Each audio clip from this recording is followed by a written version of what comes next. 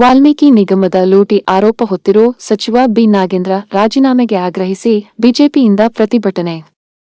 ವಾಲ್ಮೀಕಿ ನಿಗಮದ ಲೂಟಿ ಆರೋಪ ಹೊತ್ತಿರೋ ಸಚಿವ ಬಿ ನಾಗೇಂದ್ರ ರಾಜೀನಾಮೆಗೆ ಆಗ್ರಹಿಸಿ ಹಾಗೂ ಕಾಂಗ್ರೆಸ್ ಸರ್ಕಾರ ವೈಫಲ್ಯಗಳ ವಿರುದ್ಧ ಗದಗ ನಗರದ ಜಿಲ್ಲಾಡಳಿತ ಭವನದ ಎದುರು ಬಿಜೆಪಿ ಗದಗ ಜಿಲ್ಲಾ ಘಟಕದ ವತಿಯಿಂದ ಪ್ರತಿಭಟನೆಯನ್ನ ನಡೆಸಲಾಯಿತು.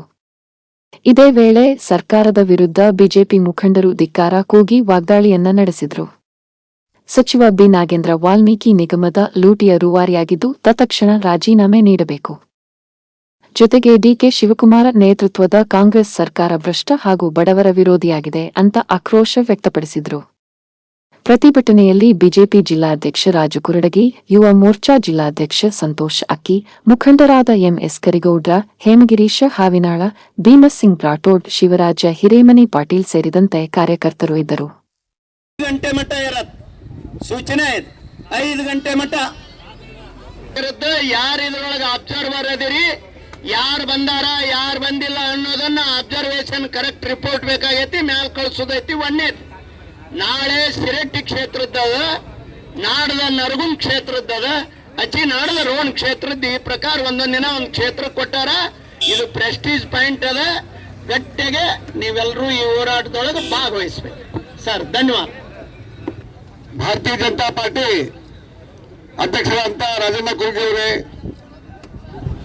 ಹಿರಿಯರಾದಂಥ ತೋಟದ ಭಂಡ್ಗೆ ಅವರೇ, ಮಲ್ಲಿದವರೇ, ಕರಿಗೌಡ್ರೆ, ಯಾವತ್ತು ಮಹಿಳಾ ಮೋರ್ಚಾದ ಅಧ್ಯಕ್ಷರೇ ಮತ್ತು ಎಲ್ಲ ಕಾರ್ಯಕರ್ತರೇ, ಇವತ್ತ ಕಾಂಗ್ರೆಸ್ ಸರ್ಕಾರದ ಪರಿಸ್ಥಿತಿ ಏನಾಗಿದೆ ಅಂದ್ರೆ ಅಧಿಕಾರ ನಡೆಸುವುದು ಕಡಿಮೆ ಆಗೋದು. ಆದ್ರೆ ಹಗಲುಗಳ ಒಂದು ಸರ್ವಾಲನೆ ಹುಟ್ಟಿದೆ.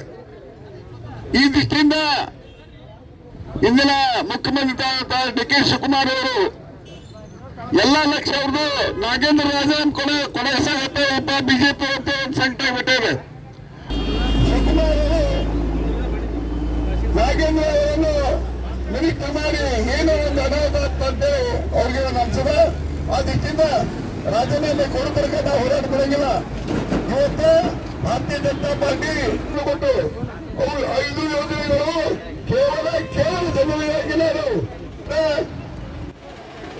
ಬೇರೆ ಬೇರೆ ಬೇರೆ ಕಾರ್ಯಕ್ರಮಗಳಲ್ಲಿ ಒಂದು ಮುಸ್ಲಿಂ ಕೋಮಿನ ಒಂದು ತುಷ್ಟೀಕರಣಕ್ಕಾಗಿ ಇವತ್ತು ಕಾಂಗ್ರೆಸ್ ಸರ್ಕಾರ ಮಾಡ್ತಾರೆ. ಇದು ಭಾರತ ಮಾತೆಯ ಪುತ್ರರು.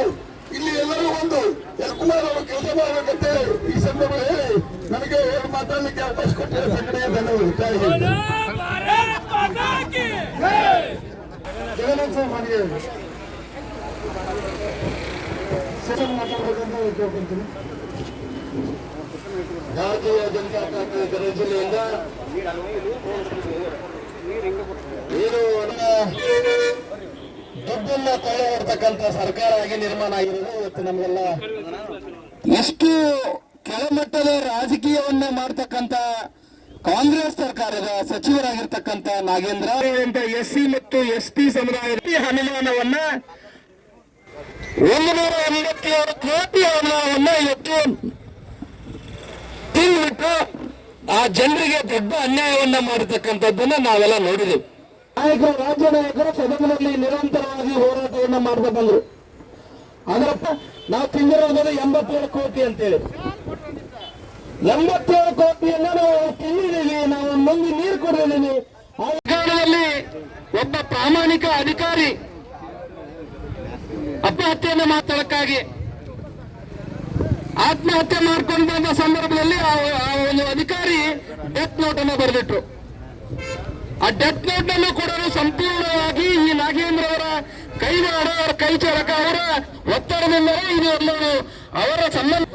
ಈ ರೀತಿಯ ವಿವಿಧ ಕಂಪನಿಗಳಿಗೆ ಬೇನಾಮಿ ಅಕೌಂಟ್ಗಳಿಗೆ ದುಡ್ಡನ್ನ ಹಾಕಿ ಹಗರಣ ಆಗಿದೆ ಅನ್ನೋದನ್ನ ಆ ಅಧಿಕಾರಿ ತಮ್ಮ ಡೆತ್ ನೋಟ್, ಯಾವ ಅಧಿಕಾರಿಯ ಡೆತ್ ರಾಜ್ಯಾಧ್ಯಕ್ಷರಿಂದ ಹಿಡ್ಕೊಂಡು ಇವತ್ತ ಎಲ್ಲ ಜಿಲ್ಲೆ, ಎಲ್ಲ ವಿಧಾನಸಭಾ ಕ್ಷೇತ್ರದವಾಗಿ ಹೋರಾಟವನ್ನ ಕೊಟ್ಟರೆ ಇವತ್ತ ನಮ್ಮ ಜಿಲ್ಲೆಯ ಪ್ರಪ್ರಥಮವಾಗಿ ಗದಗ ವಿಧಾನಸಭಾ ಕ್ಷೇತ್ರ ಹೋರಾಟ ನಡೀತಾ ಇದೆ.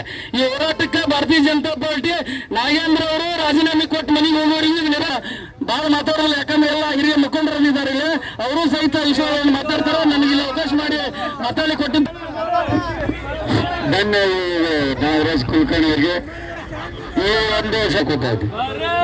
माता की